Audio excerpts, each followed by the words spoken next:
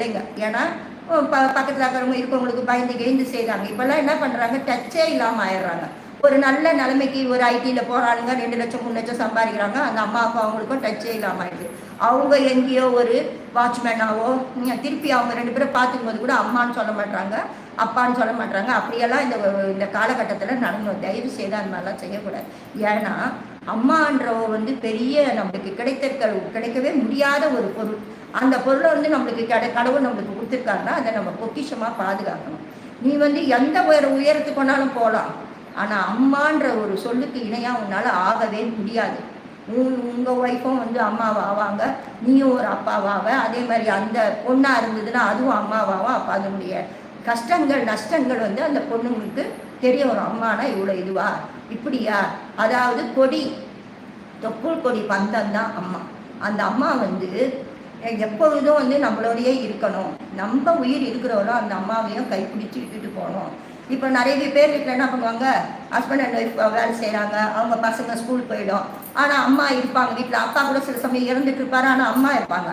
அம்மா தனிமையில் யார்கிட்ட என்ன ஷேர் பண்ணுறது, வேலைக்காரங்கிட்ட பேசினா என்ன தப்பா, இப்படியெல்லாம் பயந்து வாழ்ந்துன்னு இருப்பாங்க. அந்த டைமில் நீங்கள் என்ன பண்ணணும், 1 ஹவராவது அம்மாவுக்காக ஸ்பெண்ட் பண்ணணும். என்ன பண்ணணும், அவங்கள கூப்பிட்டு உட்கார வச்சு, அம்மா என்னம்மா சாப்பிட்டியா, நல்லா இருக்கியா, என்ன உடம்புக்கு பிரச்சனையா, ஏன் மூஞ்சி அப்படி இருக்குது, சந்தோஷமா இருமா, உனக்கு எதனா பிரச்சனைனா சொல்லு, நீ சொன்னீங்கன்னா தானே எங்களுக்கு தெரியும். என்ன உனக்கு என்ன வேணும், உனக்கு என்ன ட்ரெஸ் வேணுமா, இல்லை சாப்பிட எதனா பொருள் வேணுமா, அப்படியெல்லாம் நம்ம அவங்கள துருவி கேட்டோன்னா அவங்க மனசில் இருக்கிற 1 2 எண்ணங்களை சொல்லுவாங்க. அதை நம்ம நிறைவேற்றி கொடுக்கணும். அப்படி நிறைவேற்ற முடியலனாலும் நம்ம ஒய்ஃப் கிட்ட சொல்லியோ, இல்லை பெண்களாக இருந்தால் ஹஸ்பண்ட்கிட்ட சொல்லி அதை அவங்கள அடையிற மாதிரி செய்யணும். இதை மாதிரிலாம் ஏன் சொல்கிறேன்னா, மனசுக்குள்ளேயே அவங்க போகணும்னா அந்த கஷ்டம் நம்மளை தான் சேரும். ஒரே நீங்கள் அவங்க விருப்பத்தை நிறைவேற்றி வச்சிங்கன்னா, அப்பா நீ நல்லா இருன்னு ஒரு வார்த்தை அவங்க மனசு சொல்ல வேணாம் வெளியே வாயை விட்டு. ஆனால் மனசுலேருந்து வாழ்த்தினாவே நம்மளுக்கு 7 ஜென்மத்துக்கும் எந்த பாவமும் நம்மக்கிட்ட வராது. நம்ம நல்லா இருப்போம். ஏன்னா அந்த அம்மான்ற உறவு அவ்வளோ உன்னதமான ஒரு உறவு.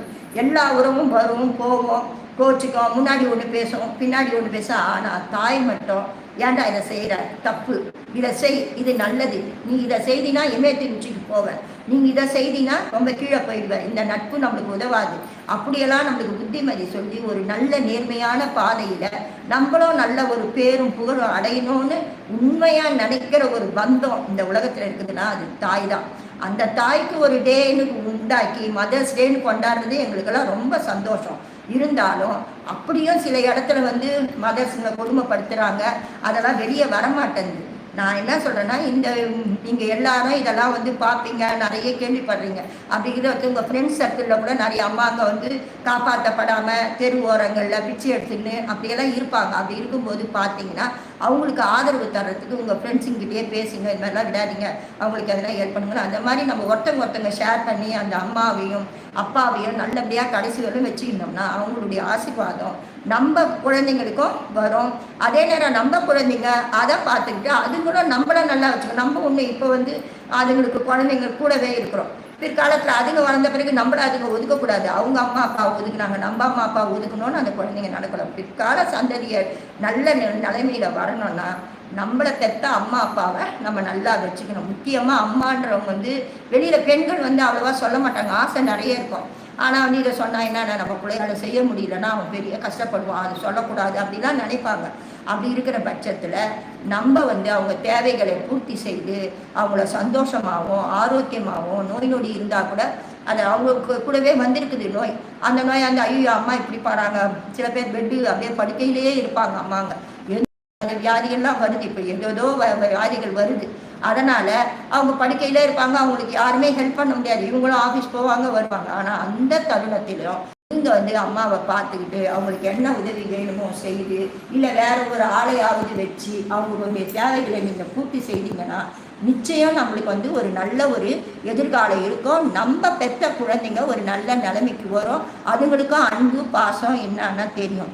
அன்புனாவே அன்மாதான்னு நம்ம பேசிட்டு இருக்கோம். இன்றைக்கும் நம்ம அதை கண்கூடாக பார்த்துட்டு இருக்கோம். சில அம்மாங்கள் பிள்ளைங்களை படிக்க வைக்க முடியாமல் போய் கூலி வேலை செய்வாங்க, செங்கல் சுமப்பாங்க. என் பிள்ளை அந்த கட்டடத்தில் போய் வேலை செய்யணும்னா அந்த கட்டடம் எழுறதுக்கு நான் கஷ்டப்பட்டு இந்த செங்கலை சுமக்கிறேன், அதில் காசை கொடுத்து என் பிள்ளைய நான் படிக்க வைக்க போகிறேன் அப்படின்ற